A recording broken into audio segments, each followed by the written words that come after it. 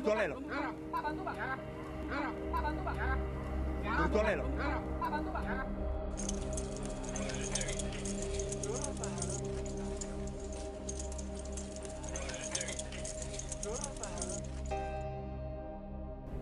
Awal tahun 2024, Indonesia digegerkan sama berita penangkapan gangster asal Meksiko di Terminal Nganjuk.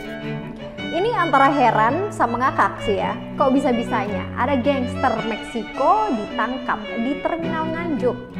Ngapain coba? Dia jauh-jauh dari Meksiko ke Nganjuk, kok bisa gitu loh.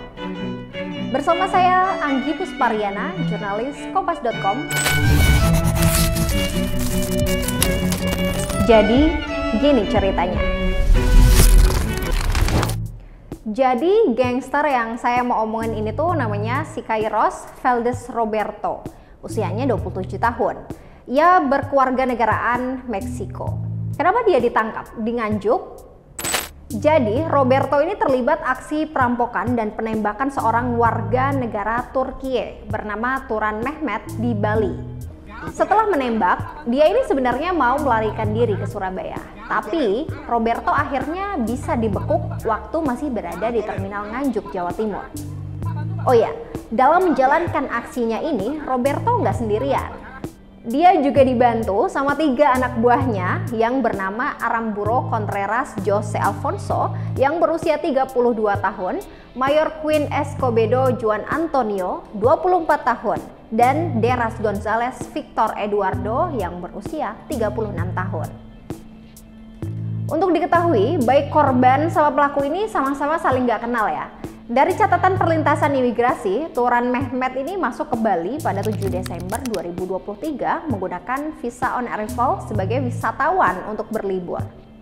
Sementara itu, para pelaku datang ke Bali pada 12 Desember 2023 juga menggunakan visa on arrival untuk tujuan wisata. 22 Januari 2024, Roberto and the gang ini mulai melakukan pemantauan di tempat tinggal korban. Mereka ini mendatangi tempat Turan yang tinggal di Villa Palm House, Tambak Bayuh, Kecamatan Mengwi, Kabupaten Badung, Bali. Merasa sudah menguasai medan, para anggota gangster ini mulai melakukan eksekusi keesokan harinya, yakni pada 23 Januari 2024 dini hari atau sekitar pukul 1:30 waktu Indonesia Tengah. Pertama-tama, para pelaku ini melumpuhkan satpam yang berjaga di villa. Nah, setelah satpam ini bisa dilumpuhkan, mereka lalu menerobos rumah Turan untuk merampok. Turan yang saat itu lagi bersama 3 temannya sontak kaget dong ngelihat Siqueiros dan gerombolannya ini datang. Apalagi para pelaku ini membawa senjata tajam. Alhasil, 3 teman Turan ini langsung kabur dan berhasil menjauh dari kejaran para pelaku. Tapi di saat yang sama Turan malah nggak sempat buat lari. Turan juga terkena tembakan di bagian perut, lengan, dan dada sampai udah nggak berdaya. Melihat Turan Mehmet yang kondisinya nggak berkutik, Roberto dan the gang ini langsung lah masuk ke dalam kamar dan menggasak uang tunai yang ada di sana.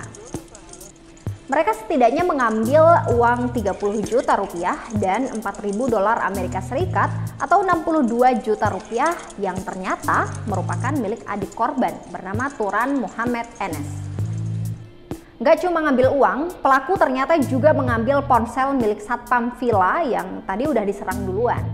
Nah, setelah melakukan aksinya, para pelaku tentu saja langsung melarikan diri.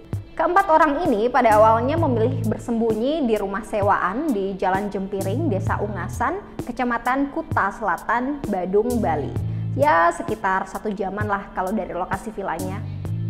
Namun, polisi pada akhirnya bisa mencium keberadaan para pelaku ini.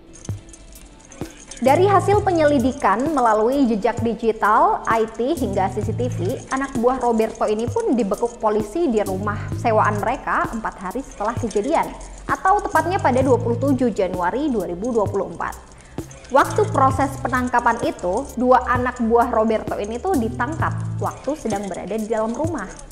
Sedangkan 1 anak buah Roberto lainnya ditangkap di jalan raya dekat perumahan saat hendak kembali ke rumah yang disewa. Nah, gimana sama Roberto? Waktu penggerebekan di rumah sewaan ini tuh ternyata Roberto udah nggak ada di situ. Ternyata dia udah lari duluan. Lolos dari kejaran polisi di Bali, Roberto akhirnya dimasukkan dalam list daftar pencarian orang. 30 Januari 2024 pukul 12.00 waktu Indonesia Barat, siang itu Roberto berada di Terminal Nganjuk, Jawa Timur dalam pelariannya. Jadi Nganjuk ini adalah sebuah kabupaten di Provinsi Jawa Timur, Indonesia. Lokasinya berbatasan dengan Kabupaten Bojonegoro di utara, Kabupaten Jombang dan Kabupaten Kediri di timur, Kabupaten Kediri dan Kabupaten Ponorogo di selatan, serta Kabupaten Madiun di barat. Kalau dari Surabaya jaraknya sekitar 116 km, sementara dari Bali hampir 500 km. Menurut keterangan seorang warga, sebelum ditangkap, Roberto ini sempat naik ojek milik anaknya. Nah, Roberto memberikan secarik kertas yang berisi sebuah alamat yang tidak jelas. Tapi si tukang ojek berusaha untuk mengantar dengan janji upah 50.000. Namun setelah berkeliling mencari alamat dan tidak ketemu, si tukang ojek ini kembali mengantar Roberto ke Terminal Nganjuk. Saat mau naik bus jurusan Nganjuk Surabaya, Roberto ini ditangkap oleh polisi berpakaian preman. Roberto ditangkap tim gabungan Bareskrim Polri, Polda Bali, Polda Jawa Timur, dan Polres Nganjuk di Terminal Bus Nganjuk pada 30 Januari 2024 pukul 14 waktu Indonesia Barat. Selain nangkep si Kairos, polisi ini juga mengamankan satu pucuk senjata api jenis Baikal Makarov 800 mm yang diduga dipakai buat nembak turan. Dari hasil interogasi, Roberto ini ngaku melarikan diri dengan charter mobil dari Bali ke Jawa Timur. Dari situ, dia lalu ke hotel, tapi di hotel dia tuh cuma pura-pura check-in buat ngelabuhin polisi. Tapi nyatanya, dia ini lanjut ke Terminal Nganjuk buat naik bis untuk kabur ke Surabaya.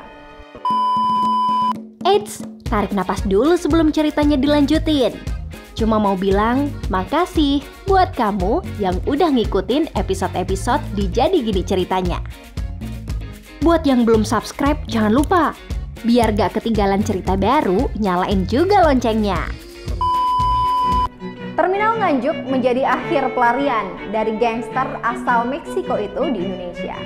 Atas kejahatannya tersebut, para pelaku diancam dengan pasal 340 junto pasal 53 KUHP dan atau pasal 338 junto pasal 35 KUHP dan atau pasal 365 ayat 1 dan 2 KUHP dengan ancaman hukuman 15 tahun penjara. Sekian dulu cerita kali ini. Bye!